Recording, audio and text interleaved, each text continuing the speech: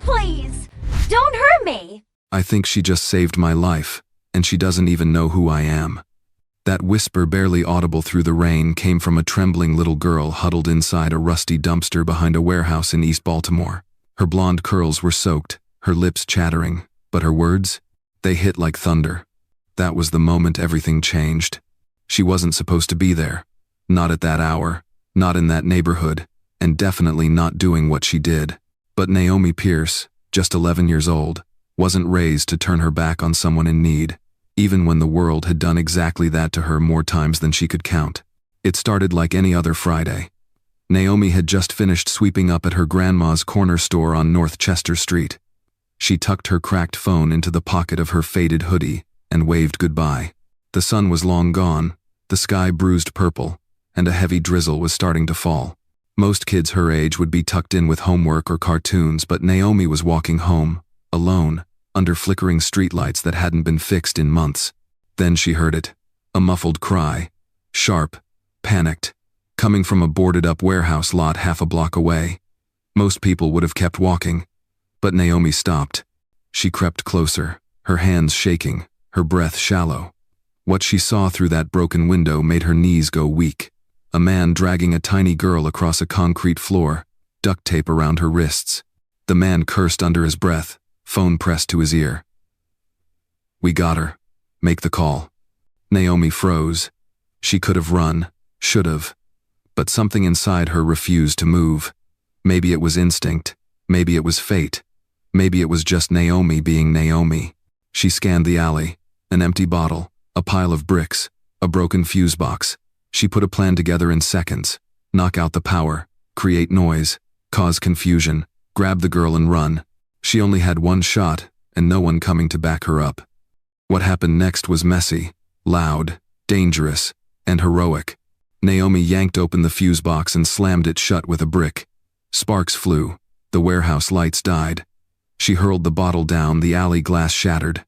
The man cursed again.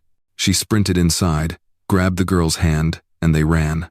No shoes, no flashlight. Just fear and guts and faith. They ducked into the dumpster, hearts pounding. That's when the little girl, still breathless, still trembling, looked up at Naomi and said the words that would flip everything upside down. "My dad's a billionaire. They won't stop looking for me." Naomi blinked, her mouth opened, closed. She didn't even know the girl's name yet.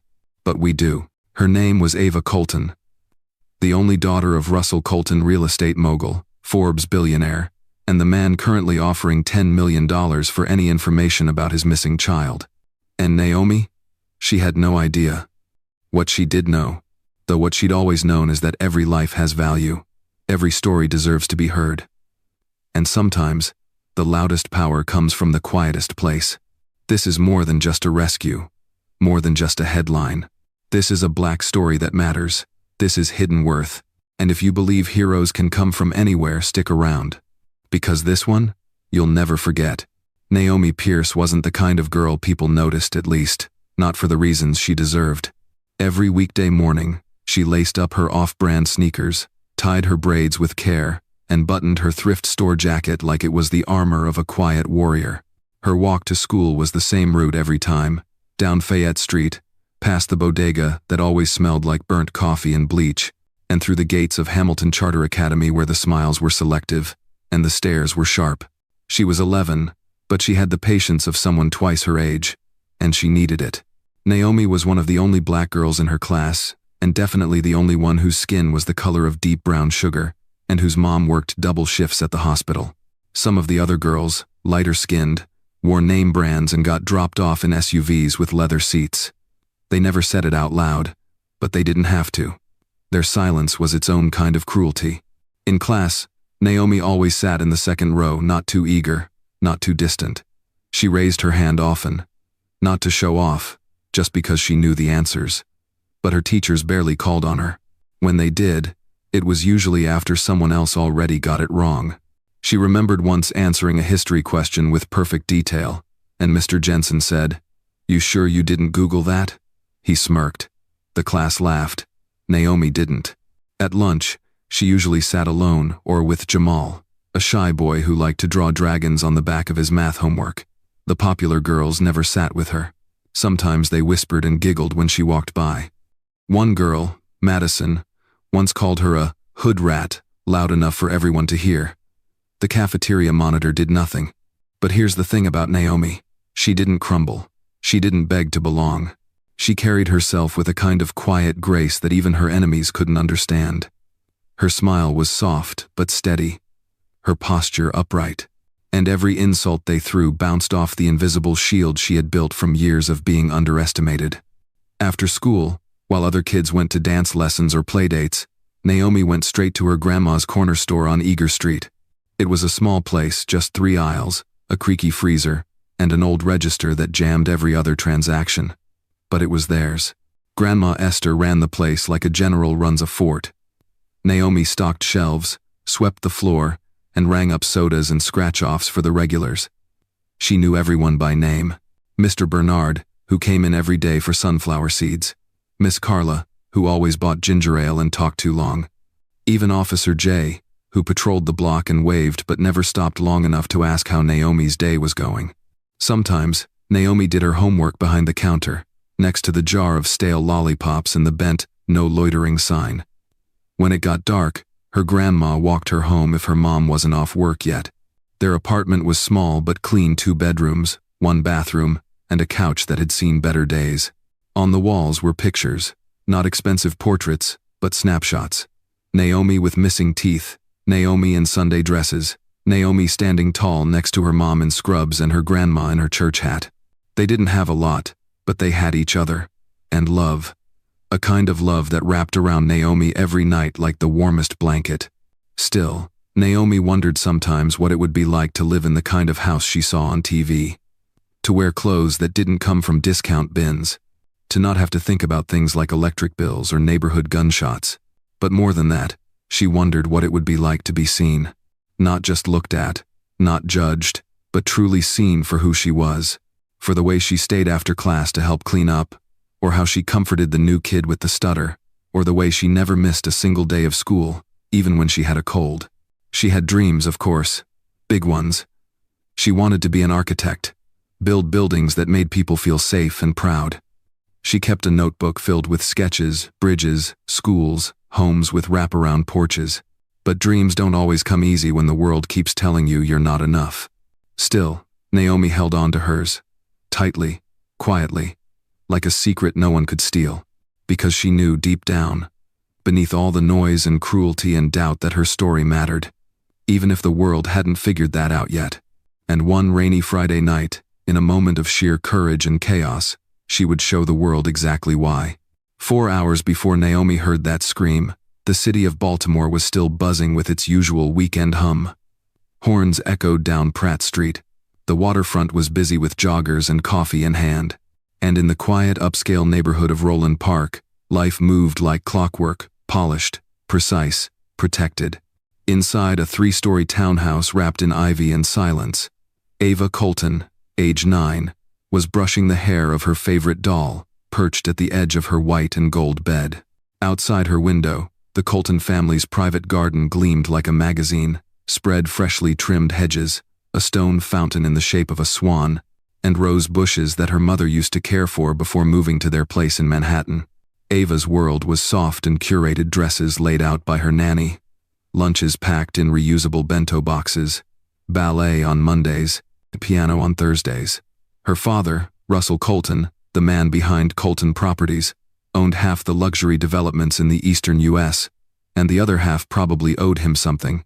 Ava didn't fully understand what her father did, only that it meant security guards at the gate, whispered meetings in his home office, and a lot of time spent away. That afternoon, Ava begged her nanny, Miss Lynn, to let her play outside just for 10 minutes. Miss Lynn hesitated. There had been a strange car parked down the street earlier but eventually gave in. The front yard was gated, the neighborhood watched over by cameras and routine patrols. What could go wrong? Ava stepped onto the porch, gripping her doll by the arm, and skipped down the front steps. The air smelled like cut grass in summer.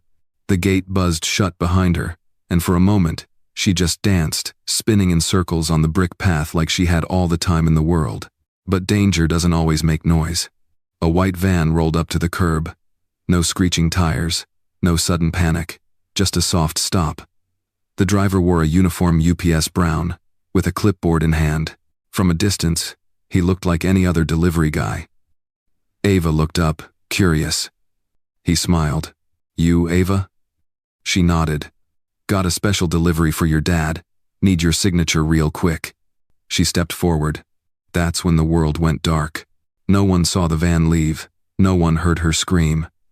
By the time Miss Lynn returned with a bottle of lemonade, the front gate was still locked, the doll lay on the walkway, and Ava was gone. At exactly 4:37 p.m., Miss Lynn called the police.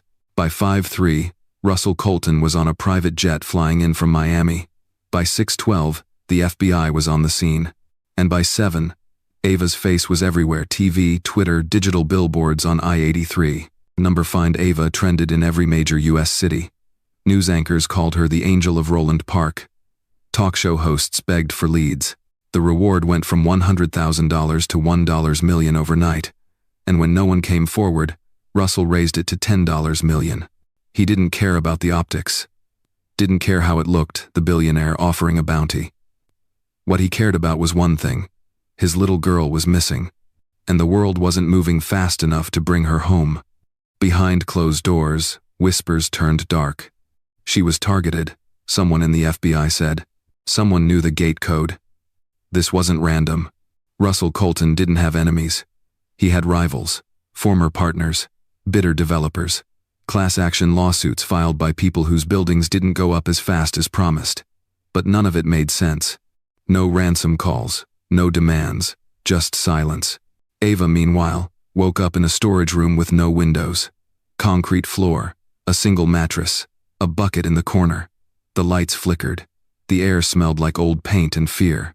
She cried at first, called for her nanny, then her father, then no one at all. They fed her crackers and bottled water. One man, bald, thick hands, tattoo on his neck, told her not to speak unless spoken to. The other wore gloves, even indoors. "They won't find you here," one of them said. "Not before we finish what your daddy started." Ava didn't understand what that meant, but she knew it was bad. Very bad. She stopped crying, started counting the bricks in the wall instead. 36, then back down, then again. That's what her nanny taught her: count when you're scared. She kept her doll clutched to her chest. She didn't know if it was day or night, didn't know how long she'd been there. Just knew that every hour that passed felt like a week. And outside, the world spun: search parties, drones, thermal scans, dogs, experts, psychics, politicians. But no one found her. Not until Naomi did. And she wasn't even looking. Naomi's heart was still racing as she pushed open the back door to the second-floor apartment above her grandma's store. Her arms ached from running, her lungs burned. But she never let go of the girl's hand, not for 1 second. The apartment wasn't much. A single room with cracked linoleum floors, a flickering ceiling light, and a musty smell that came from the old carpet no one had bothered to rip out. No one had lived there in years. Her grandma used it for storage, extra paper towels, canned goods, stuff from the 90 seconds that probably should have been thrown out but wasn't. It was dusty, dark, quiet. And, for now, it was the safest place Naomi could think of. She led the little girl Ava across the creaky floor and helped her sit on a milk crate. Ava didn't say a word. Her face was pale, her knees scraped, her eyes wide and distant like she was still somewhere else entirely. Naomi crouched in front of her. "You okay?" she asked softly. Ava nodded, just barely. Naomi looked around. The place was freezing, no working heat. One blanket folded in the corner. She grabbed it and wrapped it around Ava's shoulders. "I'm Naomi," she said. "What's your name?" The girl hesitated. Then, in a voice that was barely a whisper, she said, "Ava." That was it, just one word. No details, no story, just a name. But it was enough for now. Naomi pulled out her phone, which was already at 4% battery. She pressed the power button. Dead. Of course. She checked her backpack. No charger. Her grandma had one in the store below, but going back down now felt risky. What if they were being followed? What if the man from the warehouse was already searching the neighborhood? Naomi peeked through the slats in the window blinds. The alley was dark, quiet. But something about the stillness didn't feel right, like the calm before a storm. She turned back to Ava. "Do you know who took you?" Ava shook her head, eyes fixed on the floor. "Did they hurt you?" Another shake. Naomi wanted to ask more. She had 1,000 questions. But Ava looked like she'd break if pushed even a little harder. So she didn't. Instead, she went into the storage closet and pulled out a few bottles of water and an old pack of crackers she remembered stashing months ago. She handed them to Ava, who took them like she hadn't eaten in days. Naomi sat beside her, legs crossed, watching every bite. That's when Ava finally spoke again. They said my dad ruined everything." Naomi blinked. "Your dad?" Ava nodded. "They kept talking about him, said he had too much money, that he forgot where he came from." Naomi frowned. That didn't sound like something people said about just any dad. But before she could ask more, a sound echoed from downstairs. A door. Then, footsteps. Slow, deliberate, heavy. Naomi's breath caught. It couldn't be her grandma. She'd gone to choir rehearsal. Naomi gently grabbed Ava's hand and motioned for silence. They tiptoed toward the corner, hiding behind a tall metal shelf stacked with paper towels. The footsteps grew louder, creaking on the stairs, then silence again. Naomi's heart pounded in her ears. She reached into her pocket and found the broken flashlight. It barely worked, but it was all she had. She turned to Ava, mouthed the word hide, and pointed to the closet. Ava obeyed without a sound. Naomi crouched behind the door, held her breath. The doorknob jiggled. Once, twice, then it stopped. A long pause. And then, footsteps retreating, down the stairs, out the back door. Naomi waited another full minute before moving. She crept to the window and peeked outside. A black van was pulling away. She caught a glimpse of the driver's face. It was him, the man from the warehouse. He knew. He knew where she was. For the first time since it all started, Naomi felt real fear, not for herself, but for Ava. This wasn't just a random rescue anymore. This was serious, dangerous, and she was in way over her head. But giving up wasn't an option. Not now. Not ever. The next morning came slow and gray. Naomi had barely slept. She kept one eye open all night, listening for footsteps on the stairs, headlights through the blinds, or the sound of a van engine purring outside. But the darkness stayed quiet. No one came, and that somehow made it worse. She looked over at Ava, curled up on the floor with the blanket pulled up to her chin. The girl had finally drifted off around 3, her fingers still clutching the sleeve of Naomi's jacket like it was a lifeline. Even asleep, she looked afraid. Naomi stood slowly, careful not to wake her, and crossed to the window again. The alley was empty. A cat picked at a trash bag. Somewhere in the distance, a delivery truck hissed to a stop. She needed answers, fast. When Ava finally woke up, Naomi handed her a granola bar and sat down across from her. There was no time to be gentle anymore. "You said they talked about your dad," Naomi said. "Who is he?" Ava chewed slowly, swallowed, then nodded. "Russell Colton," she said softly. Naomi blinked. "Wait, the Russell Colton, the building guy?" Ava nodded again. Naomi's eyes widened. She'd seen his name on billboards all over the city, Colton Properties, Colton Towers, even Colton Community Center. He was everywhere, which made sense now. The fancy clothes, the security gate, the massive reward on TV. It all clicked into place. "You're that Ava?" Naomi whispered. "The one everyone's looking for?" Ava's eyes filled with tears, and she nodded for the 3rd time. Naomi leaned back. Oh my God. She hadn't just rescued a kid. She had rescued the most wanted child in the country. And now the people who took her, they probably weren't just some random kidnappers. This was bigger. Much bigger. Naomi stood up and started pacing. Her mind raced. Okay. That explains why they're still after you. They're not just mad, they're desperate. Your dad must have made some enemies. Ava wiped her nose with the sleeve of her sweatshirt. They said he destroyed people. That he bought up homes and kicked families out. That he made promises and broke them. Naomi stopped. She remembered something. A man had been hanging around her grandma's store a few days ago. Tall, bald. Looked like he didn't belong. He'd asked weird questions about the store's security, when they closed, who lived upstairs. At the time, she thought he was just being creepy. Now, she wasn't so sure. She grabbed a pencil and an old receipt. "Can you describe the man who took you?" Ava nodded slowly. "Big, shaved head, beard. He had a snake tattoo on his neck." Naomi's blood ran cold. "That's him," she whispered. "I saw him." She sketched what she remembered. It wasn't perfect, she wasn't a professional, but the face came together enough. She showed it to Ava, who nodded right away. "That's him." Now Naomi had proof, not enough to arrest anyone, but enough to know this wasn't some random crime. It was personal, strategic, targeted. And she was stuck in the middle of it. Her first thought was to go to the police, but then she remembered yesterday. The way the officer had rolled his eyes. The counselor who said, "Let the adults handle it." No one had believed her when she didn't have a billionaire's daughter beside her. Would they believe her now? She needed a different kind of help. Quiet, smart, capable. She thought of one person. Jamal. The quiet kid from school who drew dragons and tinkered with computers like they were Legos. He once fixed the classroom printer with a paperclip and a battery. Naomi didn't know how, but she knew he could figure things out. She grabbed her phone again. Still dead. "Stay here," she told Ava. "Don't open the door. Not for anyone but me." Ava clutched her doll tight. "Promise you'll come back?" Naomi gave her a soft smile. "I'm not going anywhere." She slipped down the back stairs, out through the alley, and headed straight for the library. If the police wouldn't help, and the adults wouldn't listen, Naomi would do it herself.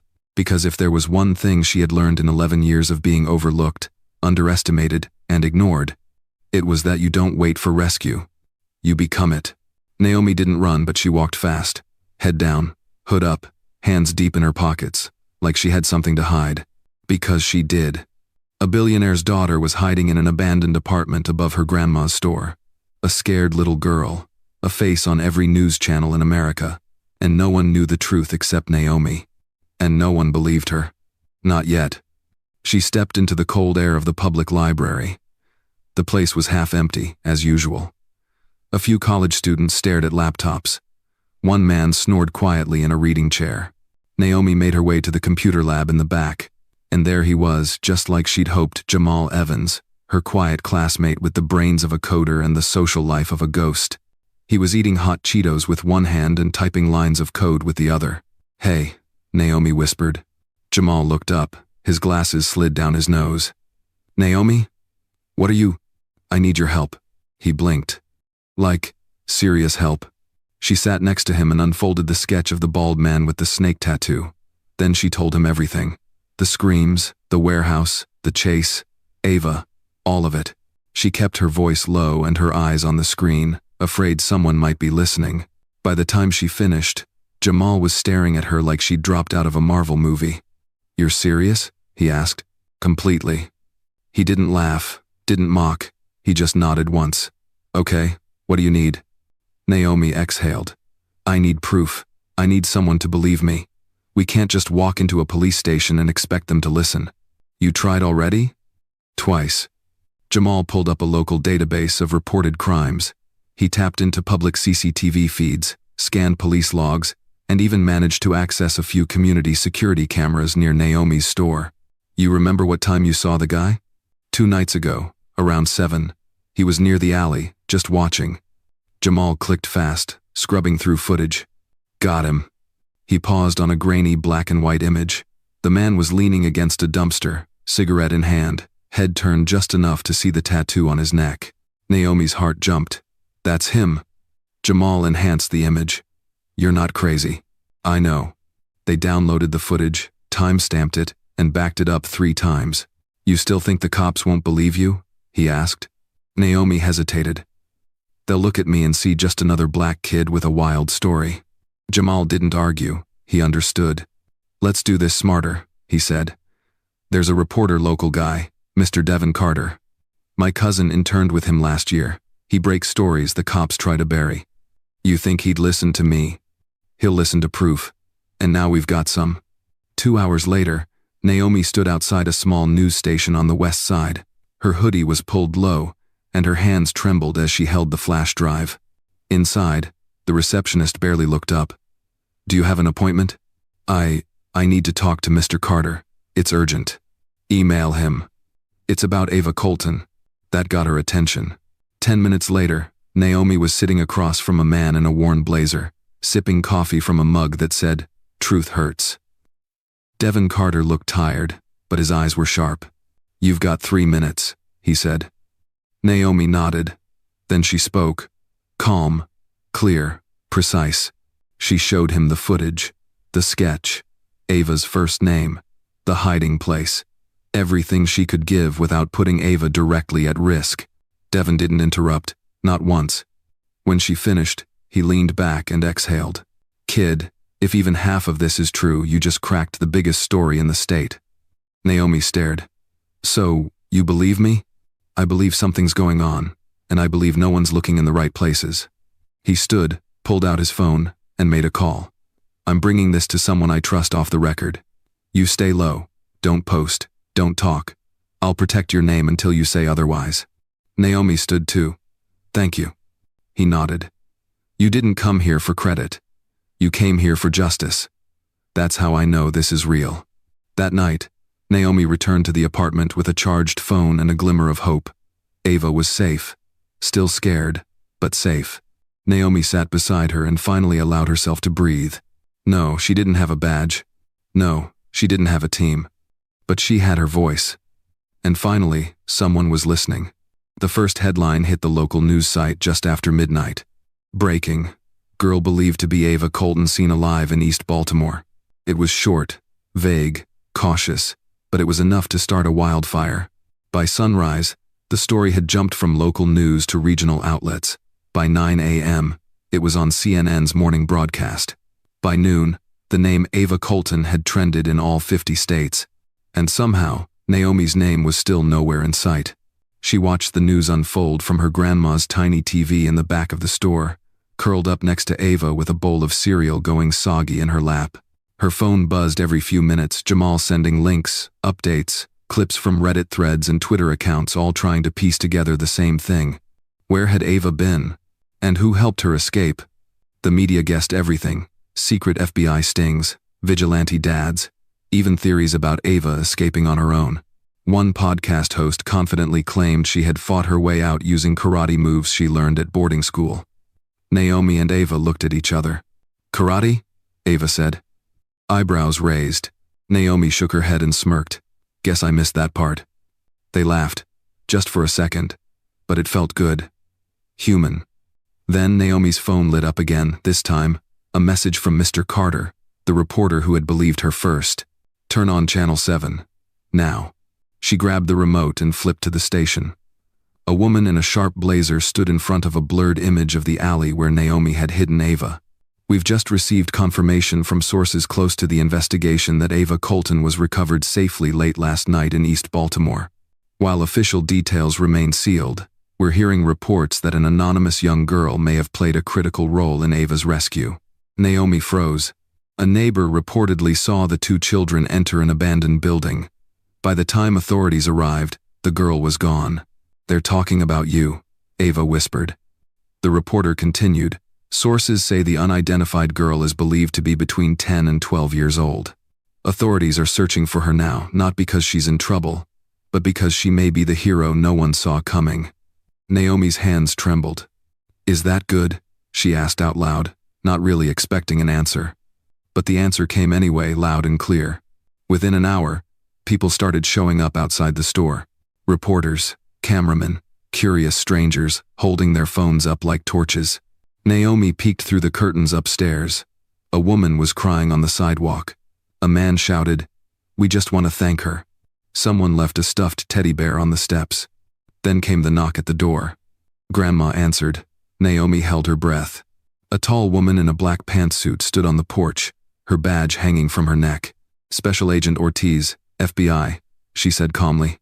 "We're not here to cause trouble. We just want to speak with the girl, to make sure she's okay." Naomi stepped into view. The agent looked at her. Not past her, not around her, at her. "You did something brave," she said, "and we're very grateful." Naomi didn't know what to say, so she just nodded. Later that evening, back upstairs, Ava sat beside Naomi as they watched a press conference from Russell Colton's estate. Russell stood in front of a podium, his suit sharp, his voice steady, but his eyes, they were raw, human. "I want to thank the FBI, local law enforcement, and the incredible young girl who risked her life to save my daughter," he said. "We don't know her name, we don't know where she is, but if she's watching, I want her to know she's not just a hero, she's family now." Ava squeezed Naomi's hand. "He means that," she whispered. Naomi blinked back, the tears rising in her throat. She had gone from invisible to unforgettable. But the world still didn't know her name. And for now, that was okay. Because the spotlight wasn't the point. Saving Ava was. And Naomi Pierce, just a black girl from East Baltimore, with secondhand sneakers and a heart too big for her own good, had done what millions of dollars and dozens of agents had failed to do. She brought someone home. Naomi had never felt this kind of pressure before. Not when she took her first test at school. Not when she stood up to bullies. Not even when she carried Ava through that warehouse alley in the dark. This, what she was about to do, felt bigger than anything she'd ever faced. Because now, she wasn't just trying to help. She was trying to expose the truth. And that truth could get her hurt or worse. That night, after the media frenzy had exploded and the FBI came knocking, Naomi stayed up in the empty apartment while Ava slept. She paced the floor, thinking about everything Ava had told her. About the men, the threats, the anger toward her father, the way they knew the house code, the way they never asked for ransom. This wasn't about money, it was revenge. Naomi's mind kept going back to the man with the snake tattoo, the one she saw in the alley, the one Ava identified. And then something clicked. A detail she almost forgot. 3 nights ago he was talking on a phone. And he wasn't just talking. He was angry, loud. She remembered hearing him say one thing as she walked past. "He thinks he can erase me with a check? Nah, we hit him where it hurts." At the time, she didn't understand. But now, it was clear.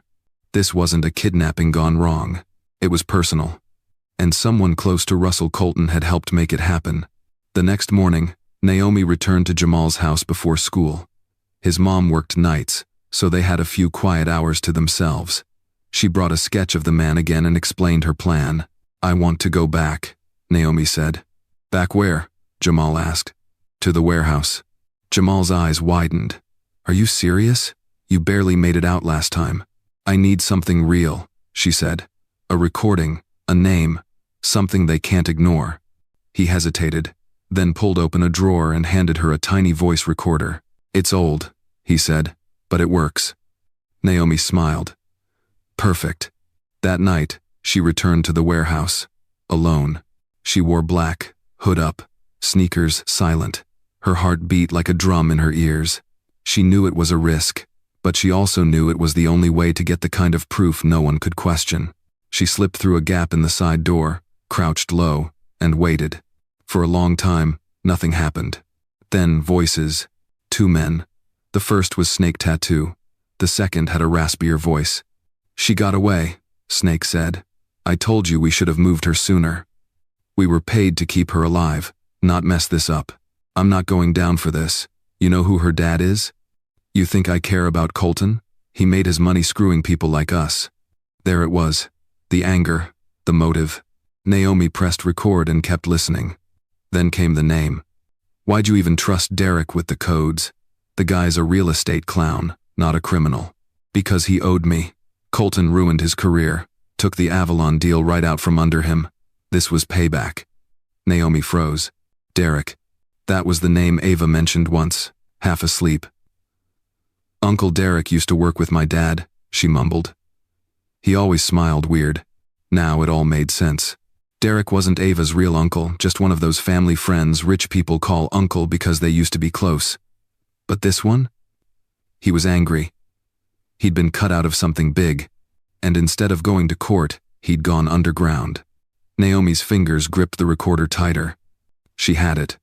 Proof of motive, connection, betrayal.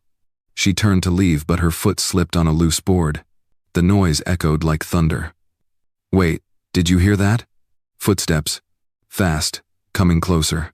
Naomi didn't hesitate. She bolted out the side door, across the lot, and down the alley. She didn't stop until she reached the store, heart racing, lungs burning. She locked the door behind her and collapsed on the floor. But she had it. The tape. The truth. The next morning, Naomi gave the recording to Mr. Carter, who immediately contacted the FBI. This time, they moved fast. By nightfall, agents raided a commercial unit on the edge of the city and arrested both men. And the day after that, Derek Bennett, former business partner of Russell Colton, was taken into custody for conspiracy to kidnap and endanger a minor. It was all over the news. But this time, something was different. The headlines didn't say anonymous girl or unnamed hero. They said something else. Naomi Pierce, the girl who brought down a kidnapping ring. The car that pulled up outside Naomi's grandma's store was black, sleek, and far too expensive for the neighborhood. It didn't belong. The chrome wheels alone probably cost more than Naomi's entire apartment. Naomi was sitting on the steps, sipping grape soda and trying to ignore the latest round of reporters still camped across the street. Ava had been taken into protective custody the day before, just until everything cooled down. Naomi missed her already. They'd only known each other for a few days, but it felt like years. The back door of the car opened slowly, and out stepped Russell Colton. Naomi knew who he was immediately. She'd seen his face on buildings, on news interviews, on magazine covers, but nothing compared to seeing him in person. Tall, imposing, impeccably dressed, but tired, so very tired. He looked like a man who hadn't slept in weeks.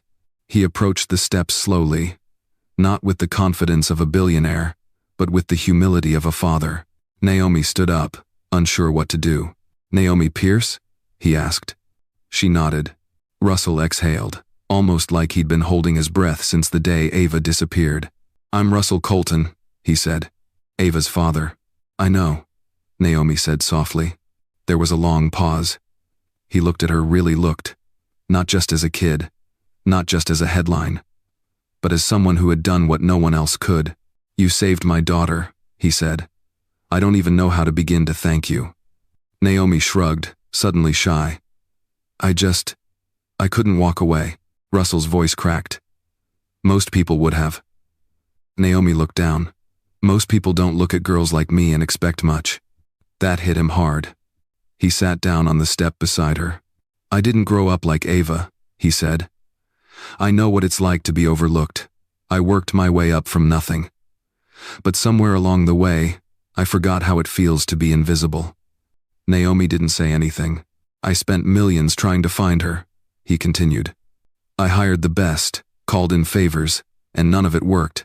But you didn't have money, or backup, or training, and you still did it." She shrugged again. "I just did what felt right." He looked over at her. "Do you have any idea what that means?" Naomi shook her head. Russell reached into his coat and pulled out a small envelope. "I know you didn't do this for reward money, but I want to make sure you're taken care of." Naomi hesitated. "I'm not trying to get rich off of this. This isn't about money," he said. "It's about making sure people see you the way I see you, as someone who matters, someone with a future." Naomi opened the envelope. Inside was a full scholarship, any school, any college, full ride, her name already printed on the certificate. Her hands trembled. Russell added softly, "And that apartment upstairs? I'd like to renovate it for you and your family. Real walls, working heat, safe, secure." Naomi blinked back tears. "You don't have to do all this." "I know," he said, "but I want to." He stood, slowly, then reached into his pocket again. This time, he handed her a photo. It was Ava, standing in their garden, holding her doll, smiling. "She won't stop talking about you," he said. "She says you're the bravest person she's ever met." Naomi looked at the photo. "She's stronger than she knows." Russell nodded. "So are you." As the sun dipped low behind the rooftops, casting gold across the pavement, Naomi and Russell sat for a few more quiet minutes, two people from different worlds, brought together by fear, courage, and something neither of them expected: respect. And for the first time since this all began, Naomi didn't feel invisible. She felt seen, not for what she wore, not for where she lived, but for who she was. And that was worth more than anything in the envelope. Naomi had never spoken into a microphone before. She'd never stood in front of a crowd larger than her 6th grade classroom. Never had TV cameras pointed at her, or microphones pushed toward her face, or 100 eyes staring, waiting for her to say something profound. But here she was standing on a stage in downtown Baltimore, under a white tent set up outside the Colton Community Center, just days after the story broke wide open. This wasn't what she asked for, but it was what the world needed. And Russell Colton made sure it was her choice, not his. He had come by the day before with Ava, who now smiled more easily and walked a little taller. Together, they asked Naomi to speak at the city's press event, a celebration, sure, but also a moment to face the public, to tell the story, her story. At first, Naomi said no. She didn't want the attention, didn't want the pressure, but Ava had reached for her hand and said, "They need to hear from someone like you." That changed everything. Now, as she stood in front of the crowd, Naomi's palms were damp. Her heart thudded against her chest like it might crack a rib. The mayor had already spoken. The governor had praised her bravery. Russell Colton had called her a reminder that courage doesn't come from power, it comes from character. Now it was Naomi's turn. The podium was taller than she expected. She had to stand on her tiptoes to reach the mic. She took a breath, then another. And then, she spoke. "My name is Naomi Pierce. I'm 11 years old. I live on North Chester Street, above my grandma's corner store." A few people in the crowd smiled. A few pulled out phones. "You probably already know what happened. You've seen the news, read the posts. But what you don't know is, I didn't mean to be a hero." She paused. "I just heard someone crying, and I couldn't pretend I didn't." Naomi scanned the crowd. Reporters, neighbors, strangers, and a few kids, black, brown, white, all standing shoulder to shoulder. "I didn't have a plan. I didn't have backup. All I had was my own gut. And the truth is, people like me, we don't usually get the mic." She glanced at Ava, who was sitting in the front row, hugging her doll tight. When you're a black girl in a poor neighborhood, people don't expect much. They assume things. They judge what you wear, where you live, how you speak, but they don't see you. The crowd grew quiet. I'm used to being invisible. At school, in stores, even when I try to do something right, people don't always believe me. That happened when I went to the police. That happened when I tried to get help. But I kept going. Not because I wanted to be a hero, but because Ava needed someone. Naomi's voice shook a little, but she didn't stop. "We talk a lot about justice, about safety, about doing the right thing. But if we're being honest, sometimes, the world doesn't care until someone rich gets hurt." A murmur moved through the crowd. Naomi stood taller. "I didn't save Ava because of who her dad is. I saved her because she's a person, a scared little girl, just like I could have been, just like anyone's kid." She paused again. "And the truth is there are kids in my neighborhood who go missing too, who get hurt, who don't make the news, who don't get rescue teams or reward money or press conferences." She let that hang in the air. "I think we need to change that." Now, the silence wasn't just quiet, it was intentional. People were listening, really listening. "I don't want to be famous," she continued. "I want to be useful. I want to use this moment to shine a light on people you walk past every day. Kids like me, who notice things, who care, who just need someone to believe in them." She stepped back from the mic, took one deep breath, and stepped down. For a moment, nothing happened. Then the clapping started. Slow, then louder, then rising like a wave. It wasn't polite applause. It was real, raw, earned. Naomi didn't smile. She didn't bow. She just walked back to her seat, head high, heart full. Because for the first time in her life, she hadn't just been seen. She'd been heard. Naomi had been back at school for 2 days before the whispers started. She wasn't surprised. She expected it. The pointing, the stares, the fake smiles from teachers who never remembered her name before, and now acted like they'd always seen her potential. But what she hadn't expected was them. The bullies. They sat in the back of homeroom, just like always slouched in their chairs, chewing gum, eyes full of mischief. Naomi had known them since 3rd grade. They were the ones who laughed when she wore shoes that didn't match, who mimicked her voice in the hallway, who once taped a charity case sign to the back of her hoodie and watched her walk around with it all morning. And now? They were quiet. Not in the way that meant they were planning something, in the way that meant they didn't know what to do. At lunch, Naomi sat at her usual spot corner of the cafeteria, by the vending machines. She liked the distance, liked the view. It was where she could eat in peace. Except today, someone else was walking toward her. Nina Carrington, one of the loudest girls in school, queen of sarcasm, master of eye rolls. She was flanked by two other girls who usually traveled in a tight pack, like wolves with lip gloss. Naomi braced herself. Here it comes, she thought. But Nina didn't roll her eyes. She sat down, just like that, across the table. Hey, Nina said. Naomi blinked. Hey? Nina looked uncomfortably. Fidgety. I saw your speech, she said. On the news. Naomi nodded slowly. It was good, Nina added. Like for real. Naomi tilted her head. Thanks. Nina looked down, then back up. Listen, I know we haven't been the nicest, like at all. And I'm not saying sorry because you're famous now. I'm saying it because I get it. I really do. Naomi narrowed her eyes. Get what? The whole being invisible thing, Nina said. People think because I dress nice and post pictures, I've got it all figured out. But my mom works 3 jobs. My brother just got locked up. I smile so people don't ask questions. Naomi didn't know what to say. For the first time, Nina wasn't talking like a queen bee. She was talking like a girl. A real one. The other girls behind her nodded. One of them whispered, "You were brave." Naomi looked at them, really looked, and what she saw wasn't fake. It was respect. That afternoon, walking home, Naomi passed the basketball court, where the older boys usually shouted at her for getting in the way. One of them called out, "Yo, Naomi." She paused. The boy held up his fist. "You got guts." Naomi smiled. Just a little. "Thanks," she said. She kept walking, head high. The next day, her teacher asked her to stay after class. "I'd like you to speak at our assembly," the teacher said, "to talk about what you did, about courage." Naomi nodded, but what she wanted to say was, "You never noticed me before. Why now?" But she didn't say it.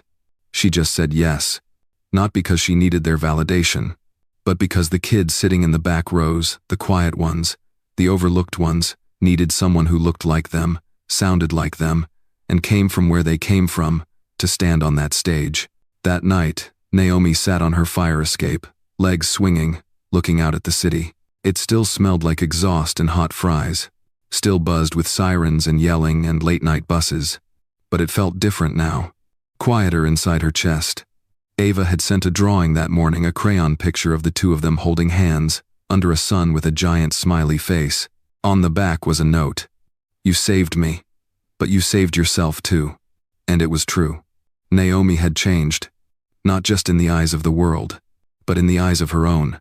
For so long, she thought being strong meant staying quiet, meant surviving.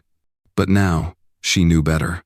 Being strong meant speaking up, standing tall, even when your voice shakes, even when the people who once laughed at you finally stop. Because the loudest victory is when silence turns into respect.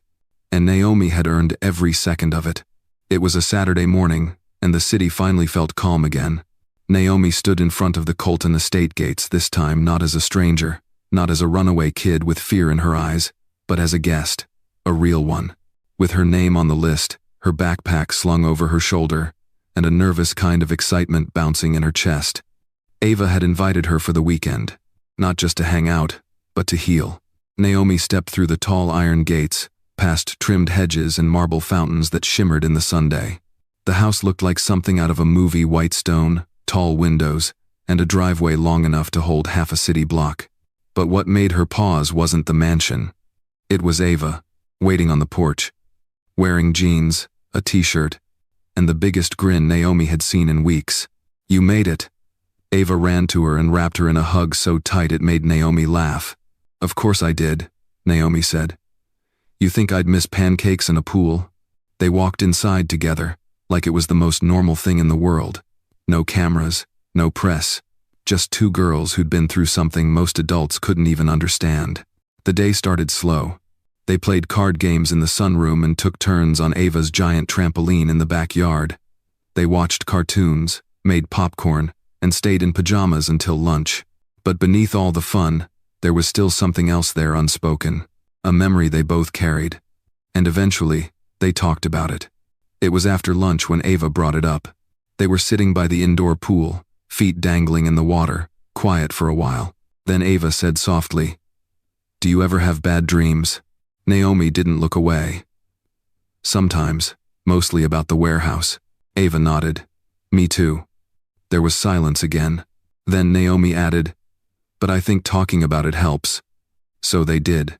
They talked about the fear, the dark, the sound of footsteps, the smell of concrete and oil, how their hands had clutched each other in the dumpster, shaking, whispering prayers neither of them even remembered, and how, in that moment, they became something more than two scared girls. They became sisters.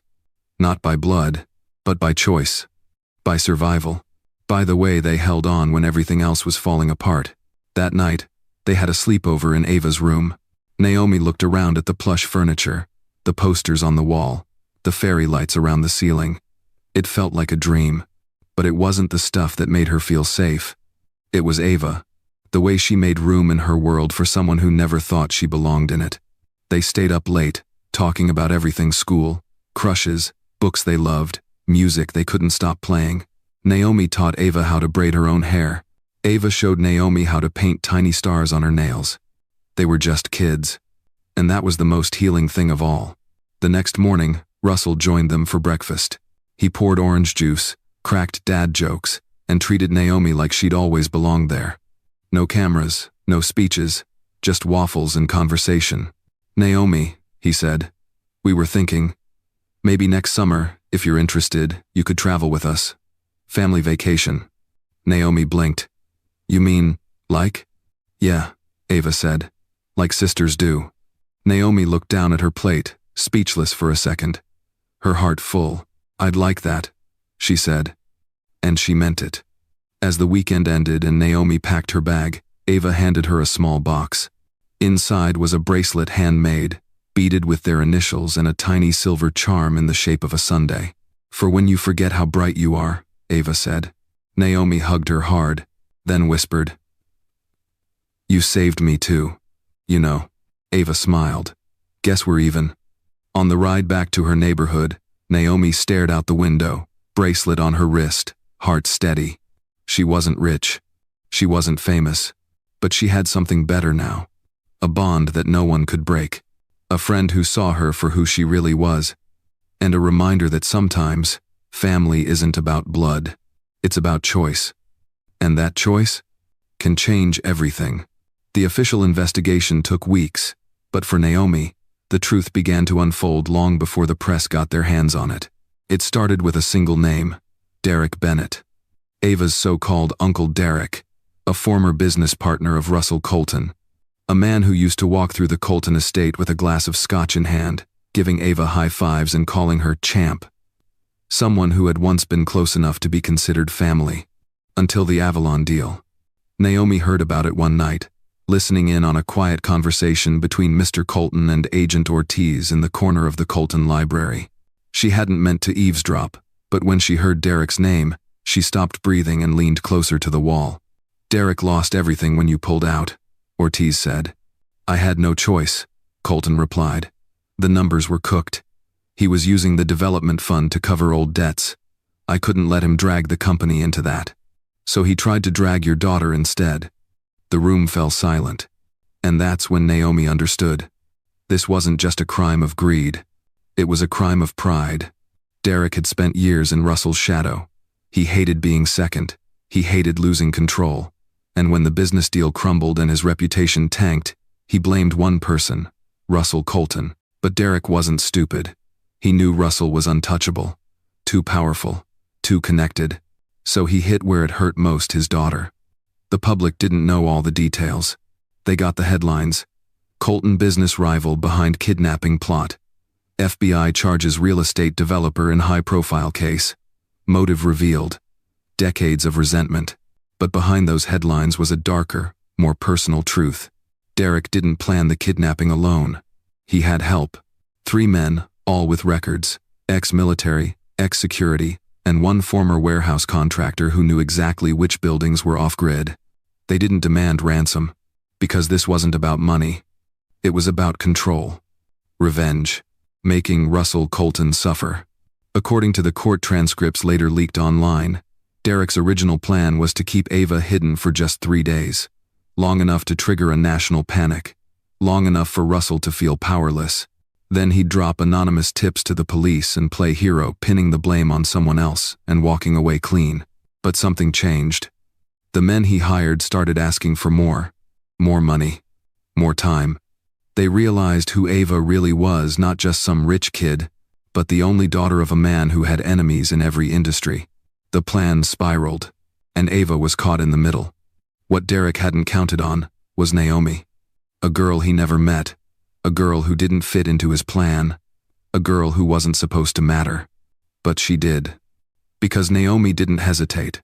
And once her sketch hit the hands of the FBI and the voice recording made it to federal court, the entire plan unraveled. Derek's accomplices flipped quickly, cutting deals in exchange for lighter sentences.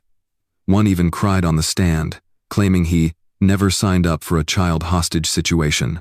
Derek, on the other hand, remained cold. No remorse. No apologies. Just a tight jaw and a courtroom stare that said, "You ruined me, Russell. And now you'll never forget it." He was sentenced to 35 years in federal prison without parole. When Naomi heard the verdict, she didn't cheer. She didn't even smile. She just nodded. Justice wasn't about revenge. It wasn't about getting even. It was about closing a door that had been left open too long. Later that week, Agent Ortiz visited Naomi at school. She handed her a manila folder, thick with printed pages and photos. "This is the full case file," Ortiz said. "You're allowed to keep it. You earned that right." Naomi looked through it. The planning, the connections, the surveillance footage, the warehouse rental agreement in Derek's name, and then a photo of Ava, the one taken just minutes after Naomi found her. Dirty, bruised, but alive. Naomi touched the corner of the picture gently. "This is the one that matters," she said. Outside the school, life went on. Kids ran through the yard, bells rang, backpacks bounced. But Naomi stood still for a moment, letting it all wash over her. She hadn't set out to be part of a case file. She hadn't asked to be involved in something this big. But she was. And she had changed it. Not just by being brave, but by refusing to stay quiet. By believing that her voice mattered even when the world didn't. There's a moment after the dust settles. When the headlines fade, the cameras stop flashing, the applause dies down, and the world moves on. For Naomi, that moment came quietly. There was no parade, no final interview. Just her, sitting in her room, staring at the beaded bracelet Ava gave her, the sun-shaped charm spinning slowly between her fingers. Everything had changed. And yet, so much hadn't. The streets still cracked beneath her feet. The store downstairs still smelled like old receipts and fried onions.